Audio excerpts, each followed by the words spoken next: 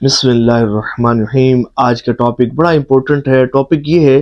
کہ رمضان شریف میں درود پاک کی کثرت کرنے کے کیا فوائد ہیں، رمضان شریف میں روزہ رکھ کر درود پاک پڑھنے کے کیا کیا فوائد ہیں، کیا کیا فضائل و برکات ہیں۔ توجہ کے ساتھ سنیے گا، اللہ نے چاہا تو ایمان تازہ ہو جائے گا، اور مکمل دیکھیے گا، بہت زیادہ فائدہ ہوگا۔ دیکھیں، ویسے تو رمضان شریف میں درود پاک کی کثرت کرنے کی بہت زیادہ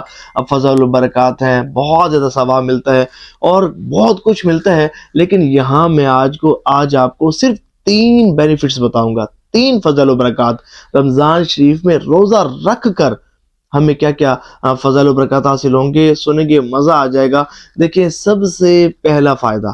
جو ہمیں حاصل ہوگا روزہ رکھ کر درود پاک پڑھنے کا، وہ یہ کہ ہم وہ روزہ رکھ کر جب درود پاک کی کثرت کریں گے نا، تو اس کی برکت سے گناہوں سے محفوظ رہیں گے۔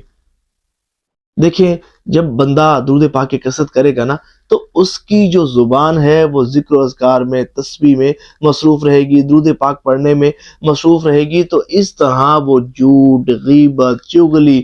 فلمیں، ڈرامے، گانے باجے، بہتان، الزام تراشیاں، اور سمجھے کہ مسلمانوں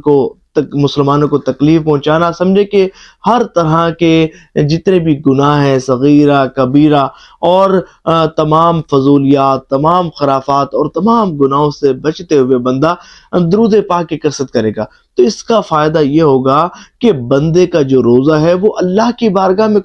مقبول ہوگا۔ کیونکہ جب بندہ روزہ رکھ کر بھی گناہ کرتا ہے نا، تو اس سے روزے کی نورانیت چلی جاتی ہے۔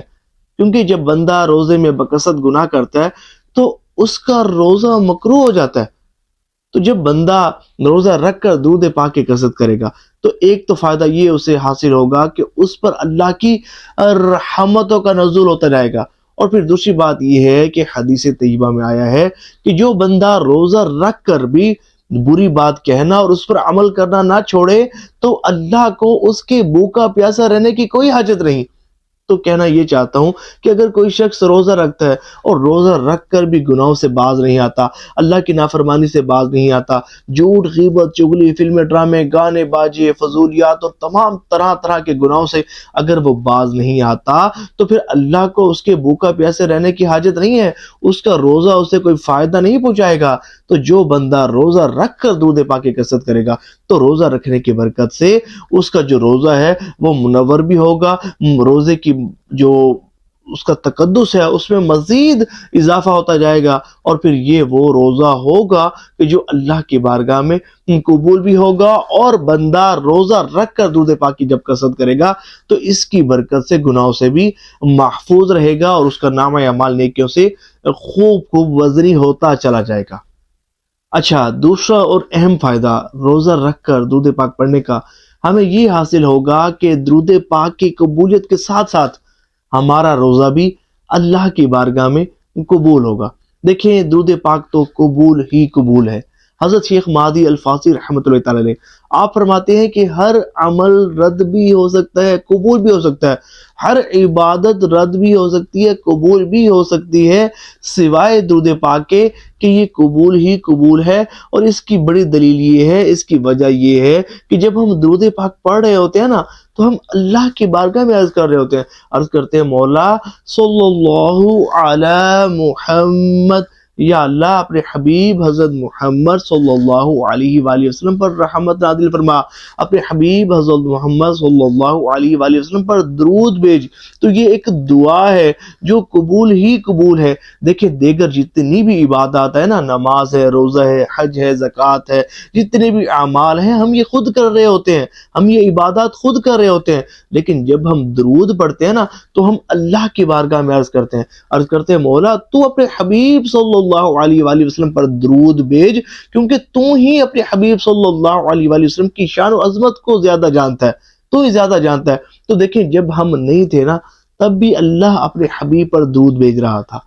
جب ہم نہیں ہوں گے تب بھی اللہ اپنے حبیب صلی اللہ علیہ وآلہ وسلم پر درود پاک بھیج رہا ہوگا۔ تو میں یہ کہنا چاہتا ہوں کہ یہ درود پاک ایک دعا ہے جو اللہ کی بارگاہ میں قبول ہی قبول ہے۔ تو جب ہم روزہ رکھ کر وہ عمل کریں گے کہ جو عمل اللہ کی بارگاہ میں قبول ہے اور اس کی قبولیت حتمی ہے، قطعی ہے، یقینی ہے، تو ایسا عمل کہ جو روزہ رکھ کر اگر کیا جائے تو اللہ کی بارگاہ میں قبول ہوتا ہے، تو اس عمل یعنی کہ درود پاک کی قبولیت کے ساتھ ساتھ ہمارا روزہ بھی اللہ کی بارگاہ میں قبول ہوگا۔ تو جب ہم روزہ رکھ کر درود پاک کی کثرت کرتے ہیں نا، تو ہم دو عظیم عبادات کو ایک دن میں جمع کر لیتے ہیں، روزے میں جمع کر لیتے ہیں۔ اب کیا کیا دیکھیں، جب روزہ رکھ کر ہم درود پاک پڑھتے ہیں نا، تو روزہ بھی اللہ کی بارگاہ میں بروز قیامت ہمارے حق میں شفاعت کرے گا اور ہماری بخشش و مغفرت کا ذریعہ بنے گا۔ حدیث طیبہ میں اس کا مضمون ملتا ہے، اور درود پاک اس کے پڑھنے والے کی تو حضور نبی پاک علیہ السلام